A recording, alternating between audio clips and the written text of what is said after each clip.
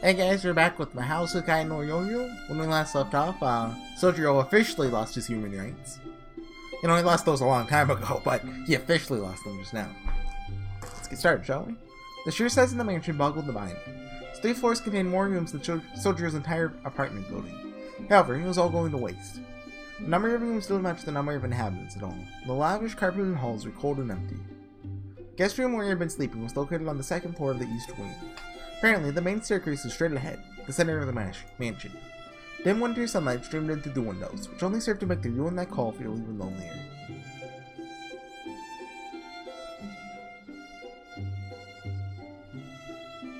The central part of the mansion opened up into a vaulted foyer overlooking the lobby. Stairs lined the walls, making the 1st and 2nd floors.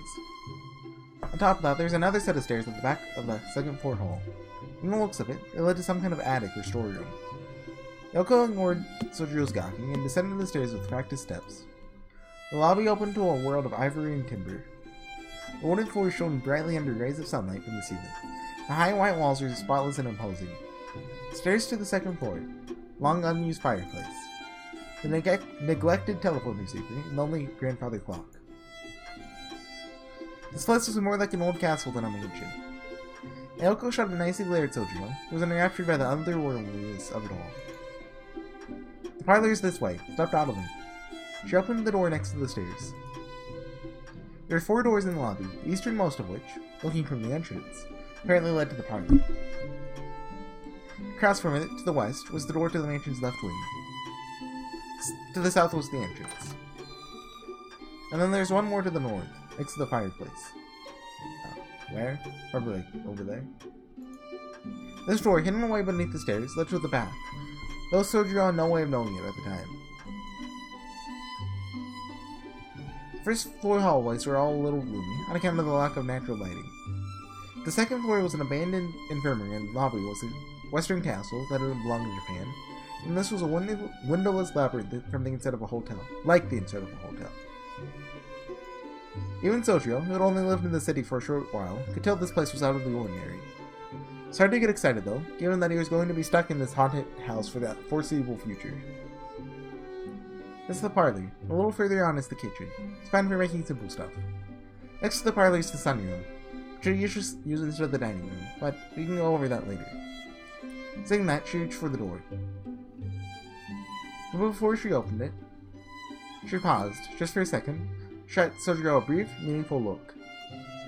Then, without further ado, she turned the knob. The Sandy TV. Sorry that took so long. He agreed. She just tell us as she entered the parlor. After a moment's hesitation, Sojiro followed her in.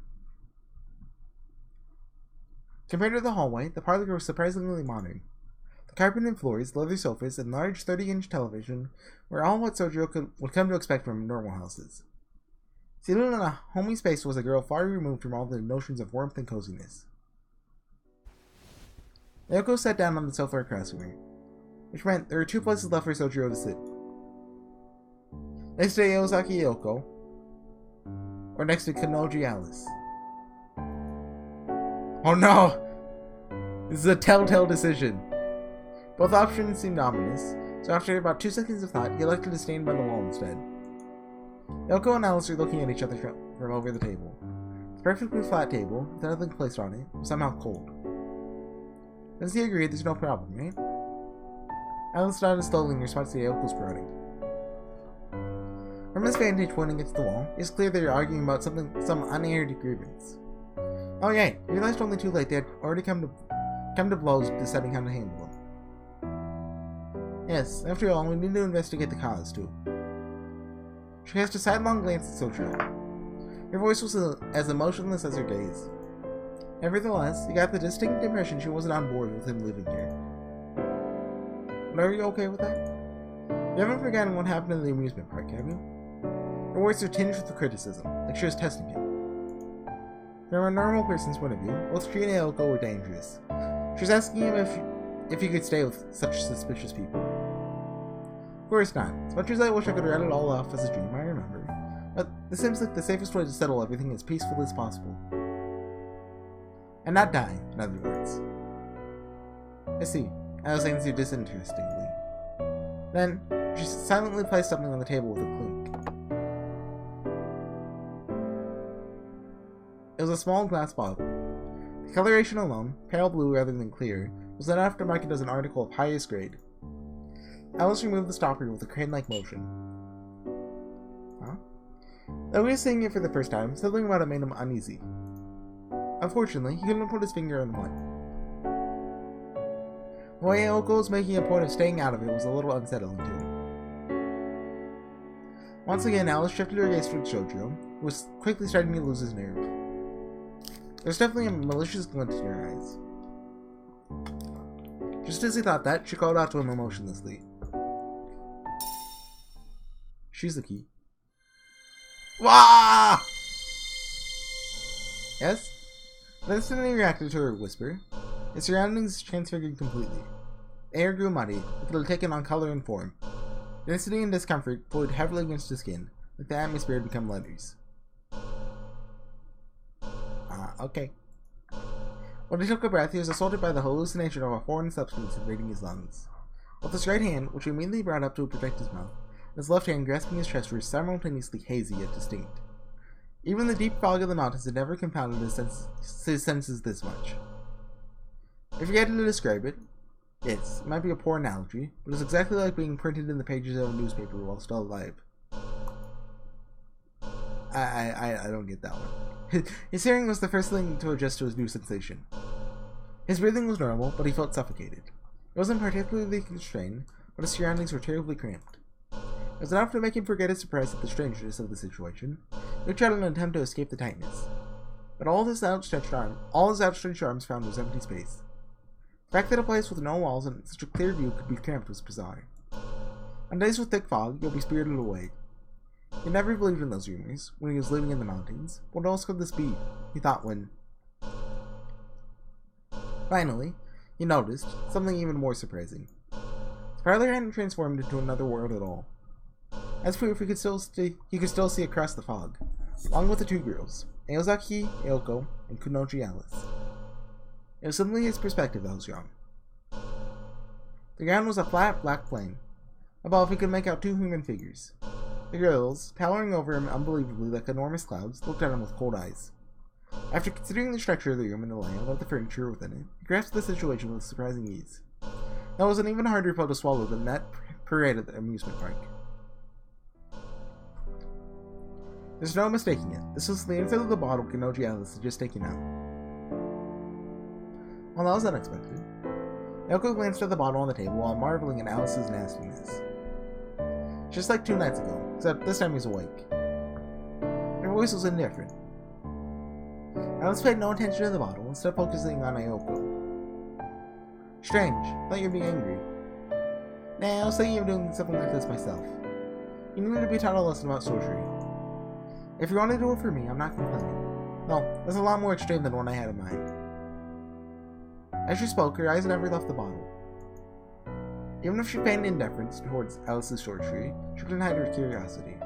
The figure in the bottle must have finally grasped the situation, because it seemed to be trying out various things, dashing its arms and dashing about. The surface of the bottle was cloudy, so it was only possible to get a vague sense of what was going on from the outside. By the way, this is totally different from the one you gave me. It's because I spent more time on it. What I gave to you was disposable, only designed for isolation. This one allows for two-way communication. Basically just say, give Aoko the trash ones. She's gonna break them anyway, you know? Huh. Doesn't seem like he's saying much, though. You just can't hear him. Alice spoke calmly and lowered her gaze. As she did, the figure stopped moving. Apparently she was the only one with the connection to the world inside the bottle. What, so only the owner gets the perks? Aoko sighed, rapidly losing interest. Alice ignored her and opened her mouth to address somebody that wasn't there. Well, do you still think staying here is a good idea? Naturally, she was talking to the figure inside the bottle. As a continuation of the previous conversation. Okay, stay here, be a bottle man, or die. Both appealing options. Test for the boy she was living in this mansion. Who said living in this mansion seemed safe? She really is merciless, suddenly shutting him up in the bottle and grilling him with this. More like her attachment to this mansion is problematic. Then again, it wasn't like she was in any position to judge. It was her bright idea to invite him to the Hall of Mirrors for a free fight, after all. To make sure Alice didn't get carried away and do anything rash, but other than that, she was just an observer here. After a moment, Alice's expression changed. She must have gotten an answer to her question. Of course, with no way of knowing what was happening inside the bottle, Yoko had no idea what it was. However, her partner only made that face when the person she was talking to said something right on the money. Probably not the best person to say this, but she glanced at Ayoko. Then, with a slight shake of her head, she reached for the bottle. Honestly, he's a strange one, this Shizuki. Somehow, his name turned into a dejected sigh. As soon as she removed the stopper, the air in the parlor wavered. Immediately afterward, the boy who had been content to cast a shadow on the wall until just a little while ago, ignorantly leaned against it. Yoko propped herself up on her elbow, turned around to face him. Well, how do you feel? Shaken, obviously. He was being unusually hostile. Always the mystery, Yoko thought. Normally you'd be terrified after an experience like that, not angry. If I hadn't already seen something similar in a dream, I'm sure my heart would have stopped. So that's lucky. What I can't believe is why you have to use sorcery for every little thing. You'd have just told me it was something terrifying and left it at that. Also, it sounded like you were threatening me. Yeah, it just sounded like it. Yeah, sorry about that. It's true that I wanted you to understand. Not just with words. Right? You're underestimating sorcery, weren't you, Sochiro? As much as he hated to admit it, she wasn't wrong. Though in his case, it was more that he hadn't comprehended it in the first place. But even if you say that, it's impossible. The crazy stuff I've seen you doing, whatever it was that happened just now, are way too different. Obviously, you can't compare me to Atlas. I already told you, even among Magi, her sorcery is ridiculous. Indescribably terrible. Oh, you. Go by which of us is the bigger threat to human life, you'd win by a mile. Tell the truth. Did you really even try to kill him? Just what sort of chase did you put up? Wondering that they would actually feel safe with you. Of course I did. I don't know what he told you, but I'm sure you misunderstood. He's the type of guy that won't even notice something's dangerous until he's already been burnt. Actually, even if he gets burnt, he'd just smile and say he's lucky to be alive. I can see that happening. Isn't that right, Sojiro? Uh-huh. He had no idea why she was suddenly shouting, but nodded dumbly anyway. The parlor became awfully noisy. Alice watched from the sidelines, completely at a loss.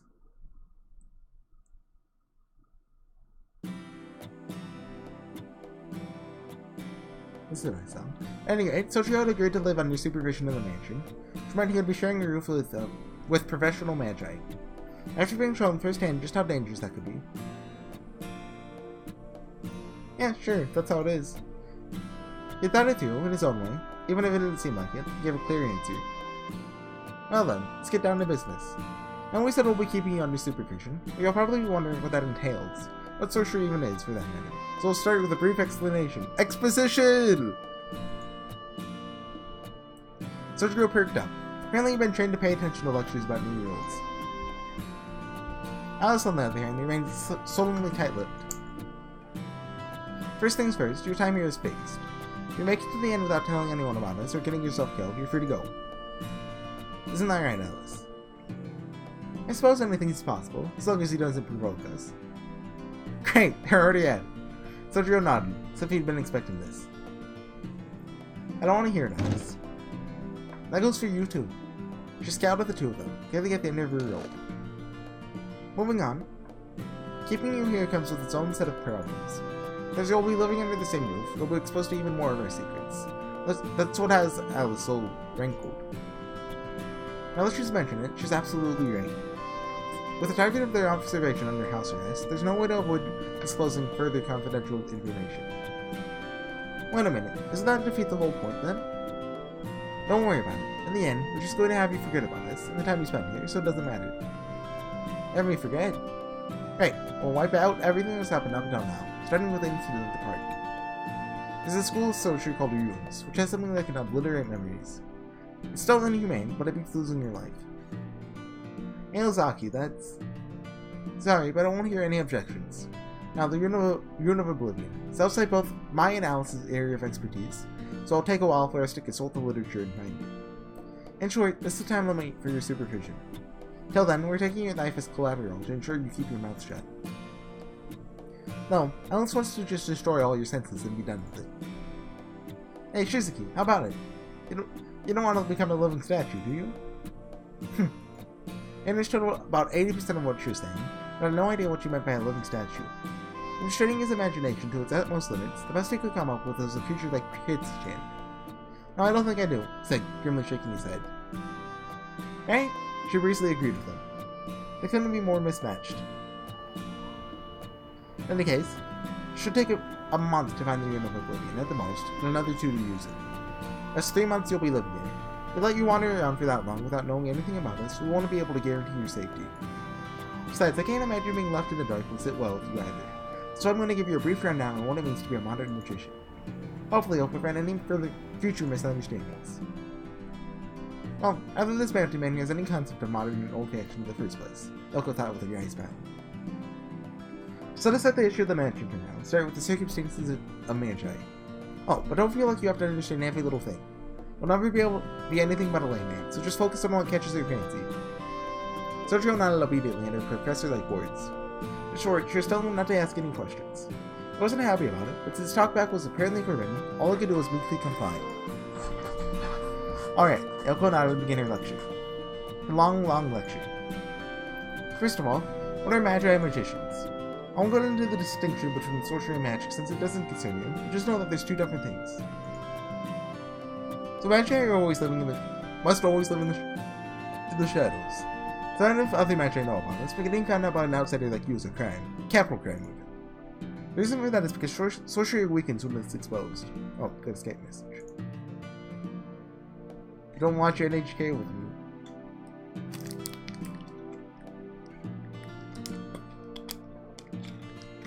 Oh, he's typing. Give him a minute. Better watch Maid Dragon's Maids! Oh no, don't! You can't watch Maid! You can't watch Maid Dragon! That's suicide! I think it's actually... I mean, it's made by Koani, so I can't... Phantom World. It can't be bad!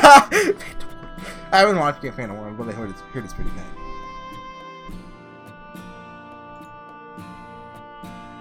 The reason for that is because sorcery weakens when it's exposed.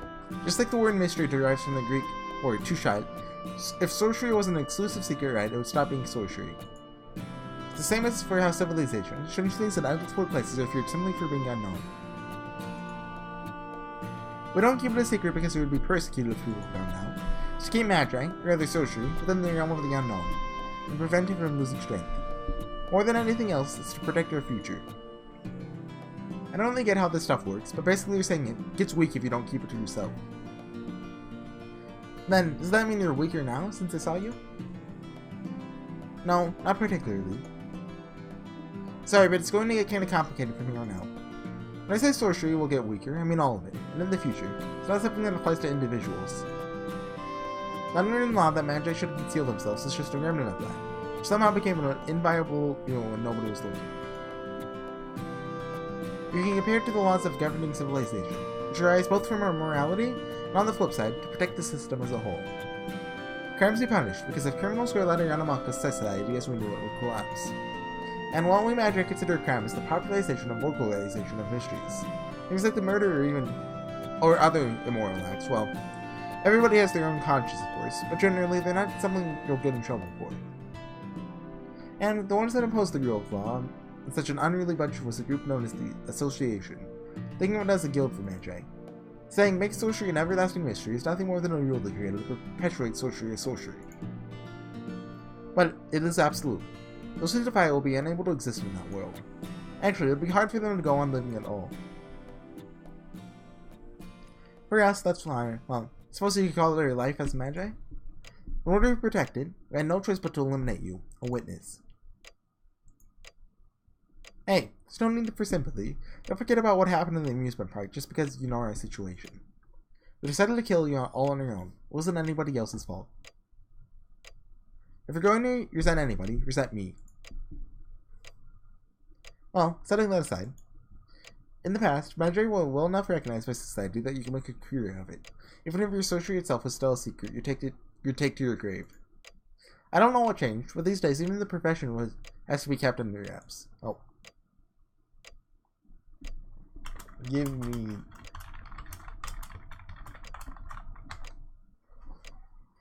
Okay. The association was afraid that if they didn't go that far, then in the distant future, HorseyEatYou would be reduced to nothing more than another product to be consumed and thrown away. It reached the point where everything was explainable with human knowledge, from the workings of nature to the operation of the cosmos that was once the purview of the heavens. That which was beyond the ken of men. Maybe the founders of the association believed that sorcery would become the last bastion of the unknown, of mystery. Or maybe they took the long view, that sorcery was already meaningless. As a result, Magi hid their true colors and passed on their rights in secret. Since they couldn't bring in outsiders, naturally, the recipients of the teaching were their descendants. Alice and I are both from that sort of lineage. The association I had been talking about is a vast organization that administrates those poor saps barely scraping by. Your Magi might be something akin to divine justice. The association itself is divided into various factions, but most Magi are affiliated with the one in London. There's one in Egypt, right? I think that's the one Sion's from Multi-Blood. What's the other one? The order for Magi to conceal themselves is one of the three great principles. I know one's called Atlas. The one in London's Clock Tower, right? I somewhat know Nasu vs. Thor. Or, are they all part of an association, or do they all hate each other? I forget. When mages blows their cover in front of a commoner, the association brings down the hammer on them. Of course, even if they don't, we still have to eliminate witnesses for the sake of the sorcery passed down by our families. She paused momentarily to give Sojiro, who's trying his best to process everything, a chance to catch up. You ready to move on? If it's alright with you, I'd like to make sure I've got a few things straight first. Basically, it used to be that Magi hid for sorcery's sake and not their own. But recently, protecting themselves has become more important.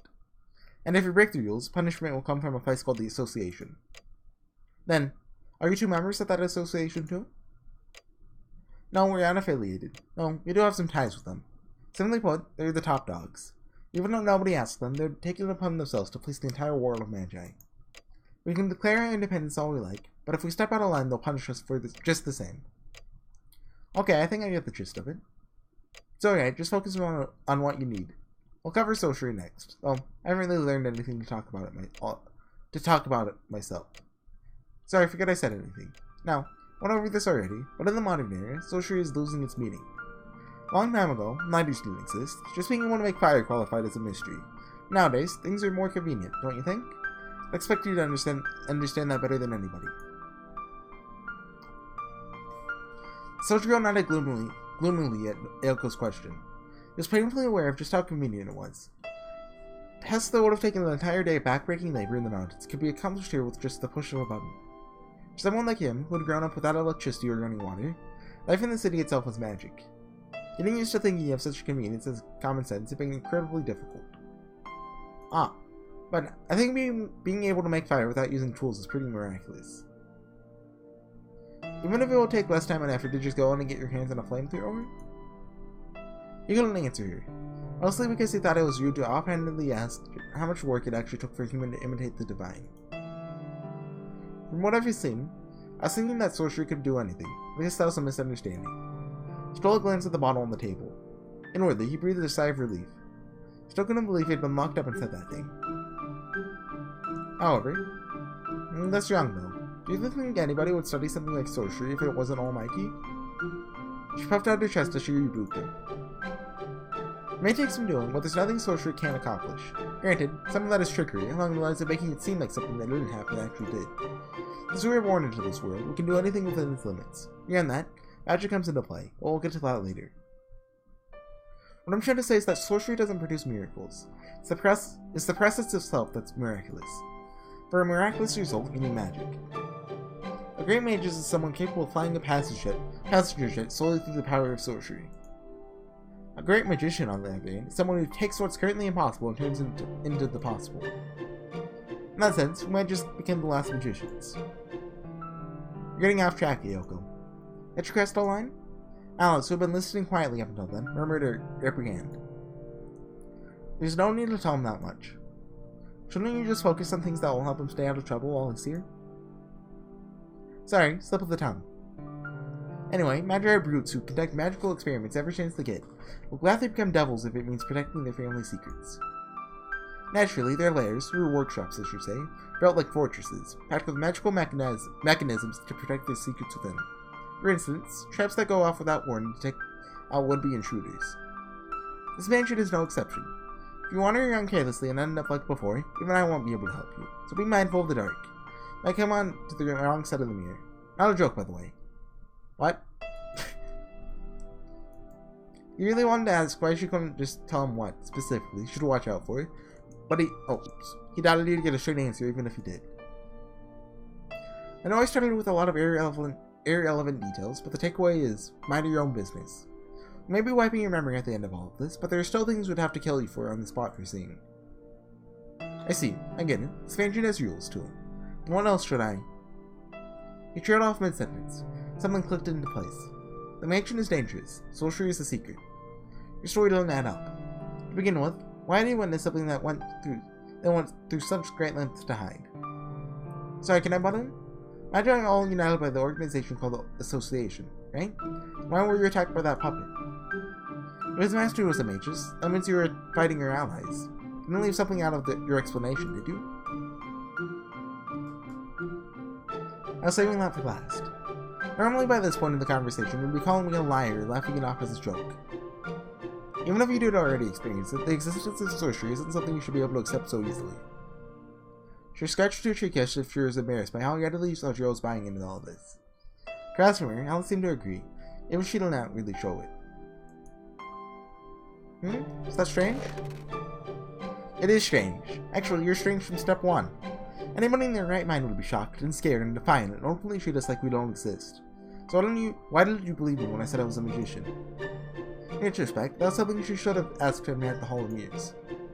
At the time, while he had been surprised by the strange phenomenon called sorcery that he'd never even seen before, he never once displayed any sort of surprise or irritation towards Ayoko when using it. Taking the full brand of the two girls, the two Magi's doubtful stirs was making him uncomfortable. As far as he was concerned, their skepticism, was unwarranted. There's no reason, really. Iozaki, the mountains, common sense that things are what they are. We don't disregard something we've seen with our own two eyes just because we can't explain it. You said it yourself, didn't you? That to me, magic and lighters might as well be the same thing. That's not true anymore, though. He added before he falling silent. He added silently? Wait. What? He added before. Oh, no, wait, did he actually say that? Okay. It was in italics, so. They were heartfelt words that spoke of simple days in the mountains. The strength behind them satisfied not just Iozaki Yoko, but even Kunoji Alice. Something everybody should possess, the pride to hold their head high. For this boy, those words themselves were surely unshakable truth. Things are what they are, huh? She was moved, just a little bit. No matter how much of an outcast he was, as long as he handled what happened around him like that, he would definitely be able to stay true to himself. That's right, you're always like that, weren't you? Of course you believed us. We were the crazy ones for doubting you. It's just like the first time they met. A bitter, nostalgic smile crossed her face. Even back then in that classroom, it accepted everything that happened without question.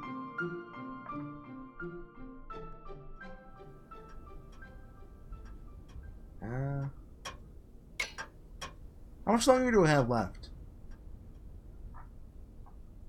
Getting back to it, we're gonna call it there. More exposition. Okay. See you guys next time. I'll probably do more tomorrow. Maybe later today, I'm not sure. But anyway, I'll see you guys then. Bye.